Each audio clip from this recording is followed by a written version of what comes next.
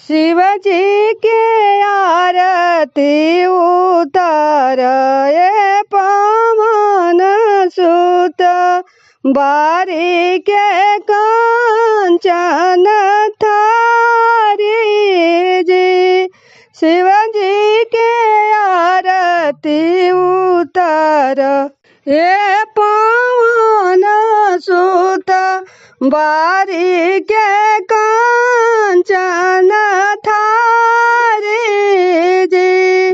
बस चढ़ल अइल भोला बहुरा हवा है। बस चढ़ल अइल भोला बहुरा हवा है।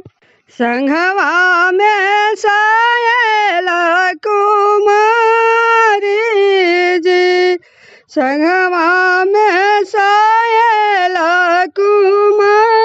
कुमारी जी। शिव जी के आरती उतार ये पवन सुत बारी के कांचन थारी जी।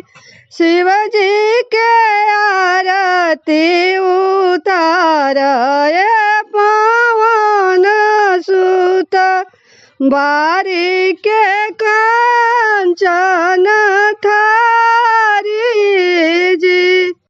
घोड़वा चढ़ल अइले राम जी दुल्हवा हो। घोड़वा चढ़ल अइले राम जी दुल्हवा हो। संघवा में जनक दुलारी जी आए। संघवा में जनक दुलारी जी।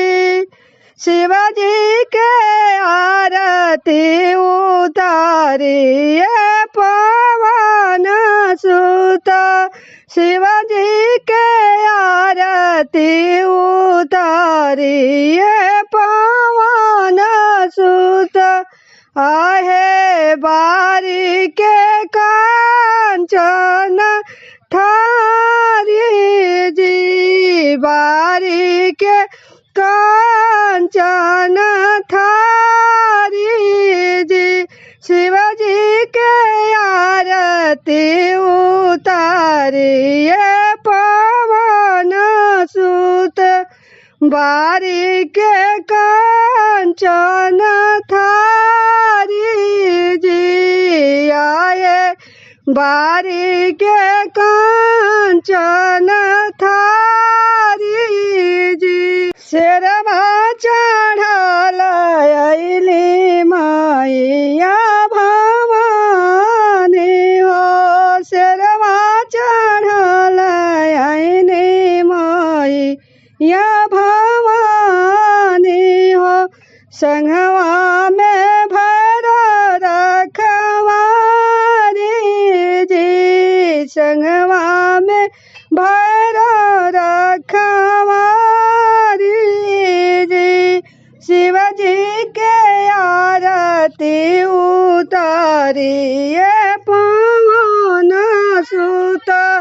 शिव जी के आरती उतारी ये पवन सुत बारी के कांचन थारी जी। बारी के कांचन थारी जी।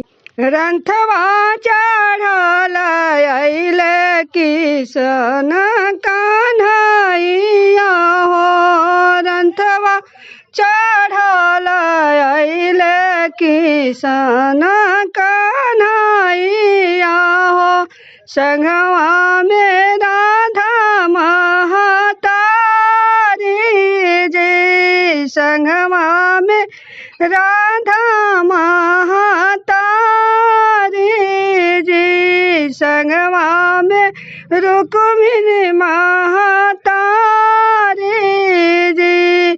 शिवजी के आरती उतारिए पवन सुत शिवजी के आरती उतारिए पवन सुत बारी के कांचन थारी जी बारी के कांचन थारी जी घोड़े